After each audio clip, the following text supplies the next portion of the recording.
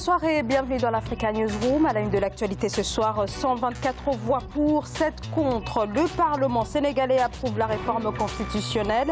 Projet adopté samedi à l'Assemblée nationale. Cette réforme controversée doit conduire à la suppression du poste de Premier ministre, renforçant ainsi le caractère présidentiel du régime sénégalais. Le pays n'a pas su transformer ses recettes pétrolières en une croissance durable. Les conclusions des économistes au sujet du Tchad, pays toujours en plein marasme économique et qui fait face aux défis de la diversification économique. Nous verrons les axes défendus par le gouvernement. Les déchets, une véritable bombe à retardement pour la santé des populations. La gestion laxiste continue de faire des ravages. C'est notamment le cas en Côte d'Ivoire où 30% des déchets sont laissés dans les rues et dans les ravins.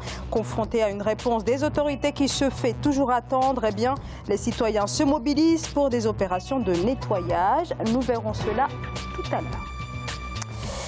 Et voici mes invités de ce soir. Alain-Jules Meunier, bonsoir.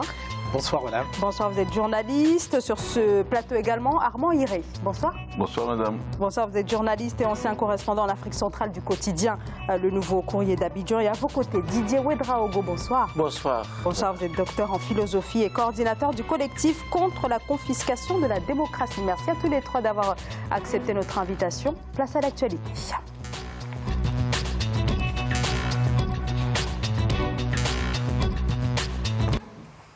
Au Sénégal, l'Assemblée nationale a donc adopté le projet de révision constitutionnelle voulu par le président de la République, un projet annoncé il y a un mois. Il vise à supprimer le poste de Premier ministre. Le chef de l'État Macky Sall souhaite un régime présidentiel dans lequel il aura une prise directe sur la direction des politiques publiques, une initiative du pouvoir dénoncée par l'opposition mais aussi par la société civile. Reportage à Dakar signé El Hadji Ndiaye. Au Sénégal, l'Assemblée nationale a adopté ce samedi 4 mai le projet de loi supprimant le poste de Premier ministre. Pour la majorité, la suppression du poste de Premier ministre va permettre au président de la République, Macky Sall, d'être en contact direct avec les niveaux d'application, de mise en œuvre, de suivi et d'évaluation des politiques publiques. Ce que le Sénégal gagnera, c'est que nous avons un programme Sénégal émergent, un plan Sénégal émergent, avec des ambitions déclinées par le président de la République de créer 1 million d'emplois, de mettre en place un PSE vert, de faire 100 000 logements, etc. Toutes choses qui nécessitent qu'il faille aller très vite dans la mise en œuvre, d'autant que les ressources financières pour mettre en œuvre ce programme ont déjà été mises en œuvre et validées par les partenaires techniques et financiers. La suppression du poste de Premier ministre va permettre d'économiser quelques 193 milliards de francs CFA dans les 4 prochaines années. Cette initiative du pouvoir est cependant dénoncée par l'opposition et la société civile. Et ce projet ne figure pas sur le programme du candidat Macky Sall à l'élection présidentielle. Le voilà qui veut aujourd'hui supprimer le poste de Premier ministre, renforçant ses pouvoirs. Cela veut dire qu'il n'a aucune idée de l'orientation d'une gouvernance moderne qui veut que les pouvoirs soient délégués sous contrôle pour répondre à plus d'efficacité aux attentes des populations. 22 articles de la Constitution sénégalaise ont été révisés ce samedi 4 mai par la 13e législature. Parmi les innovations, l'Assemblée nationale ne peut plus être dissoute par le président de la République. Elle ne pourra plus déposer une motion de censure pour renverser le gouvernement. Autre changement, un député nommé ministre pourra retrouver son mandat à l'Assemblée s'il est limogé du gouvernement. Voilà donc pour cette adoption du projet de révision constitutionnelle. C'était ce samedi, Alain-Jules Meunier à l'Assemblée nationale. Alors, la première question que j'ai envie de poser, c'est le Sénégal n'étant pas les États-Unis, avec ce puissant congrès qui fait office de contre-pouvoir, est-ce que, avec la suppression du poste de Premier ministre, est-ce que le régime ne se dirige pas vers la fin des contre-pouvoir finalement? C'est tout à fait ça. Permettez-moi de dire que c'est la continuité de l'élection présidentielle. C'est-à-dire que le président Macky Sall élimine les principaux candidats pour passer, on va dire en force, passez-moi l'expression. Ensuite, ce n'était même pas dans son programme. Et il nomme un Premier ministre en avril. Et il saute sur l'occasion en mai, il veut déjà supprimer le poste de Premier ministre. C'est clair que c'est une entorse à la démocratie, ça il faut le reconnaître. Et on est en train d'aller vers une espèce de présidentialisation, mais vraiment criarde, hein, ça se voit. Donc aujourd'hui, Macky Sall est en train de tuer l'idéal démocratique sénégalais, parce que quand même le Sénégal était un exemple, mais aujourd'hui c'est quoi? C'est simplement l'hyper-présidentialisme. C'est malheureux. Armand Hiré. Je pourrais emboucher la trompette de Alain Jules, sauf qu'au Sénégal, ça a déjà été vu. Hein. Alors justement, est-ce que le fait qu'il y a eu déjà 2 tentatives, est-ce que ça ne... Non, pas des tentatives, il y a eu déjà deux suppressions. Par 2 fois, on a supprimé le poste de Premier ministre. Et ça a été ensuite... Déjà au début des indépendances. Oui. Et ensuite sous Senghor et sous Diouf. Donc c'est du déjà vu, sauf que le monde évolue. Il faut assez de contre-pouvoirs. Il faut déléguer au maximum pour qu'il y ait efficacité. On parle de 193 milliards d'économies en 4 ans, mais on parle aussi d'un super président, d'un hyper président. Ça sera plus lourd, la machine, on va dire la machine de gestion du Sénégal. Le président aura évidemment quel temps pour gérer tous ces ministres. Quand on dit qu'il aura un contact direct désormais avec tous ces ministres, je ne connais pas exactement le nombre de ministres au Sénégal, mais s'il fallait que le président, chaque dossier, parce que les ministères, ils fonctionnent au jour le jour, ils fonctionnent pratiquement chaque jour. Donc s'il fallait avoir comment on va dire ça, le regard sur chaque dossier ministériel, je pense que Macky Sall, à la place d'être un homme, il est en train de devenir un véritable robot. Donc vous craignez que cela n'induise une faiblesse finalement de l'État? Évidemment, c'est une faiblesse de l'État. S'il n'y a pas de Premier ministre pour coordonner l'action gouvernementale, et évidemment, s'il n'y a pas de Premier ministre, on ira à des super ministres, on ira à des ministres d'État, on ira à d'autres postes qui vont noyer tous les 193 milliards qu'ils comptent économiser en 4 ans.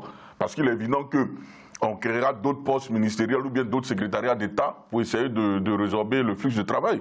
Ça, c'est clair. Or, si un coordonnateur de l'action gouvernementale, vous savez, il y a des pays, par exemple, où on part d'abord à un conseil de gouvernement, donc où tout est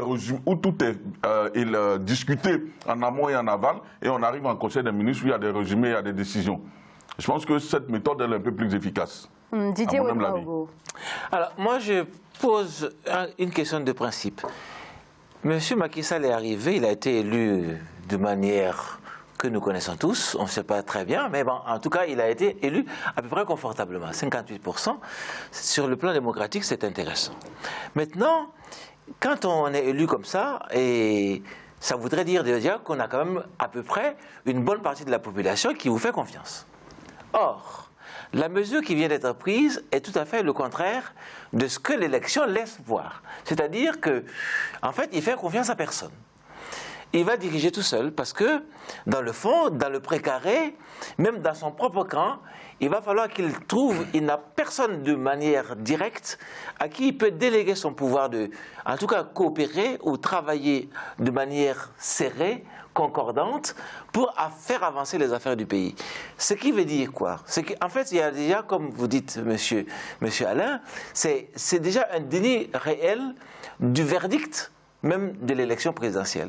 Parce qu'en fait, il n'a jamais été question, comme quelqu'un de l'opposition dans votre sujet l'a démontré, il n'a jamais été question de ce changement fondamental dans la Constitution sénégalaise. Dans son programme de gouvernement. Dans son programme de campagne.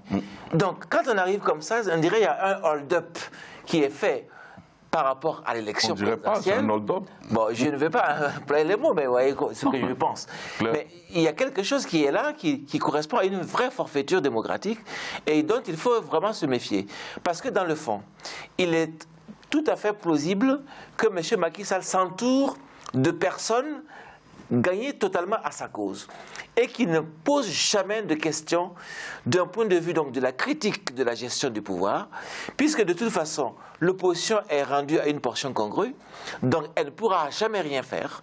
Et ce qui va se passer, nous sommes dans une espèce donc de démocrature qui ne dit pas son nom et qui risque donc de faire vraiment voler les choses en éclats, alors que la communauté internationale a regardé un peu l'élection présidentielle au Sénégal comme étant quand même quelque chose que certains autres pays très très loin du Sénégal dans l'exemplarité, pourrait quelque peu imiter. Alors, Alain Jules, est-ce que cette réforme n'aurait pas gagné finalement en légitimité si le président avait posé directement la question au peuple, donc opté pour la voie référendaire? C'est-à-dire qu'il n'y a pas eu de consultation de la société civile, par exemple.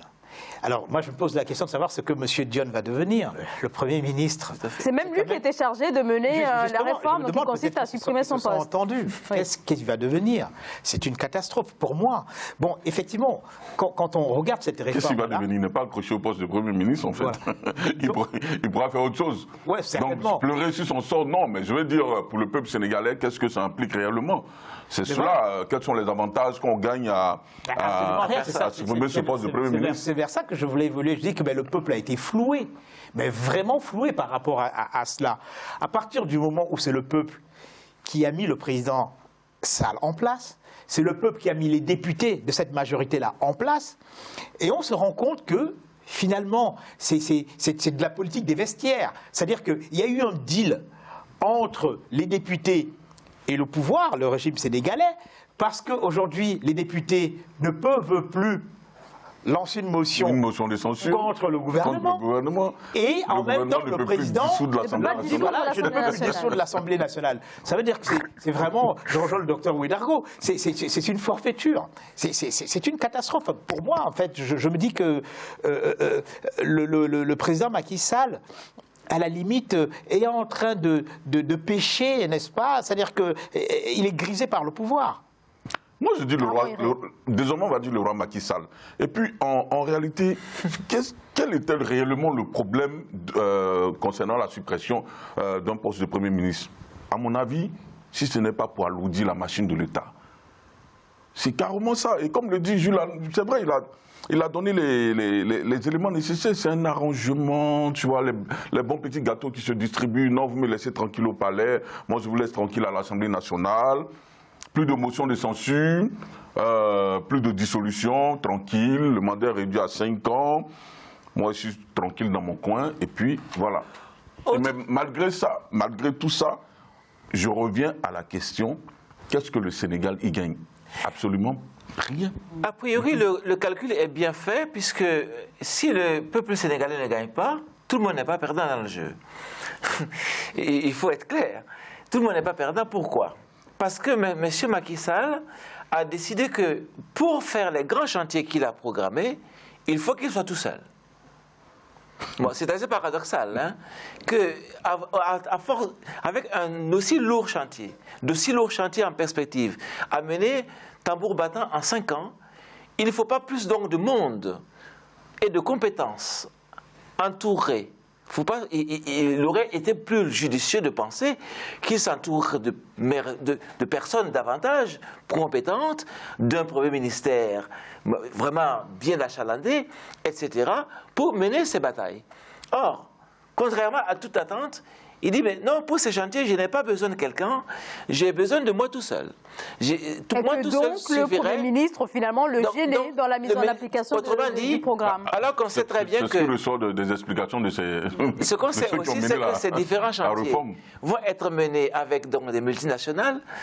Ça va être totalement l'international qui va gérer les chantiers. Qui ont déjà dégagé les crédits. Qui ont déjà, de toute façon... Parce que le Tour de Paris a laissé entendre des grosses promesses, il faut qu'ils les tiennent. On ne sait pas du tout comment tout cela a été réglé, puisque s'il faut laisser des coudées franches à tous les investisseurs qui vont donc régler les différents chantiers dans les 5 ans à venir au Sénégal avec des conditionnalités que nous ignorons, parce que nous ne sommes pas dans le secret des dieux. Hein.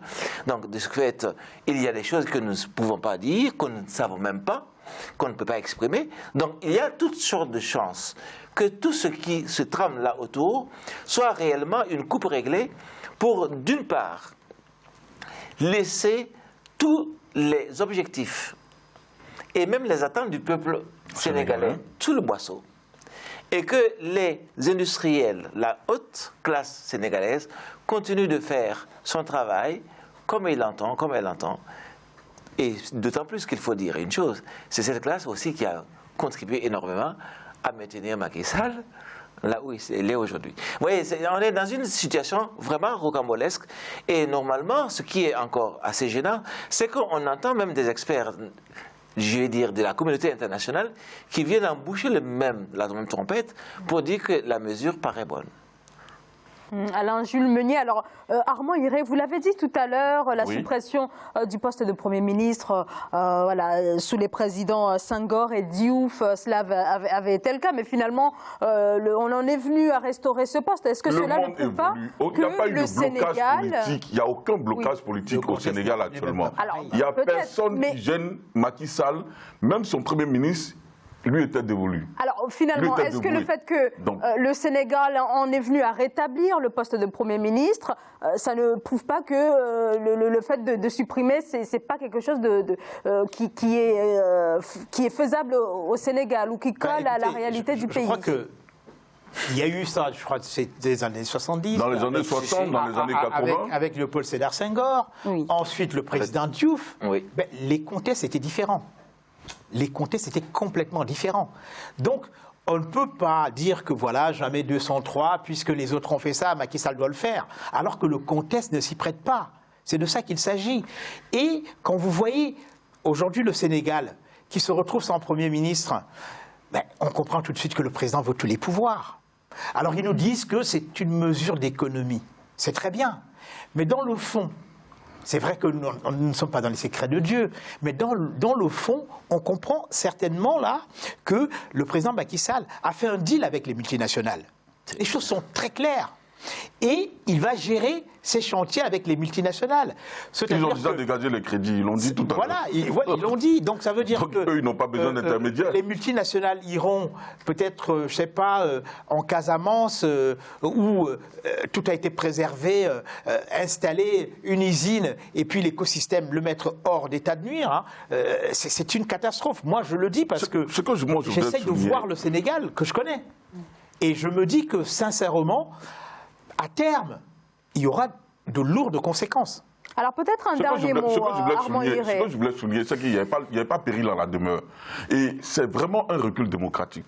Moi, je regarde, pendant que nous sommes sur ce plateau, ma tête tourne pour voir quel pays aujourd'hui se passe d'un Premier ministre. Coordonner l'action gouvernementale, vraiment, et laisser le président à d'autres prérogatives plus, on va dire, internationales, c'est vraiment la conduite d'un pays démocratique aujourd'hui. Et puis, on a applaudi quand ils ont supprimé le Sénat. On s'est dit, pour un pays comme le Sénégal, c'est une machine un peu lourde, il y a 2 chambres de parlement, tout. On a tapé sur Ouattara en Côte d'Ivoire qui est en train d'instaurer un Sénat. On ne pouvait pas penser que Macky Sall allait poursuivre sa propension à tout s'accaparer en supprimant un poste de Premier ministre qui ne le gênait en rien. Sérieusement, il n'y a aucun argument valable actuellement avancé par son camp pour la suppression de ce poste de Premier ministre. Juste un élément pour ajouter à ce qu'on vient d'entendre. Il y a une personnalisation du pouvoir qui est vraiment un processus dangereux pour nos pays. Bien évidemment, Macky Sall profite aussi d'une certaine mentalité africaine. Parce qu'en réalité, on ne contredit jamais le chef. Et ça, c'est aussi une situation qui reste, même dans des États dits modernes, qui veulent en tout cas se moderniser, ça laisse entendre que les gens ne vont pas se révolter. D'autant plus que les leviers aujourd'hui... Ils appellent à des manifestations, ils ont déjà des gens en prison déjà. D'accord, il y a quelque chose... Il y a des leaders de la société civile en prison qui ont été détenus. Mais ce que je voudrais dire, c'est qu'en fait, c'est des situations qui vont finir par se légitimer ou se légaliser. Et ça, c'est dangereux. Ailleurs, comparaison n'est pas raison, même là où il y a des premiers ministres, on a souvent craint la jupitérialisation du pouvoir. Suivez mon regard. Et en ce moment, qu'est-ce qui s'est passé? On a tout à fait détendu un peu l'atmosphère pour laisser un peu et répartir bien les rôles de chacun. Donc, dans un pays où, en fait, on ne sait plus qui peut diriger quoi, qui peut dire non à qui. Donc la question des contre-pouvoirs qui se posent, c'est terrible. Notamment, on ne peut pas envisager. C'est la définition même de la démocratie. C'est la définition même de la démocratie que dans toute démocratie qui se veut saine, il y ait un contre-pouvoir. Merci beaucoup à tous les trois pour ce décryptage. Je marque une courte pause. On se retrouve dans quelques secondes. À tout de suite.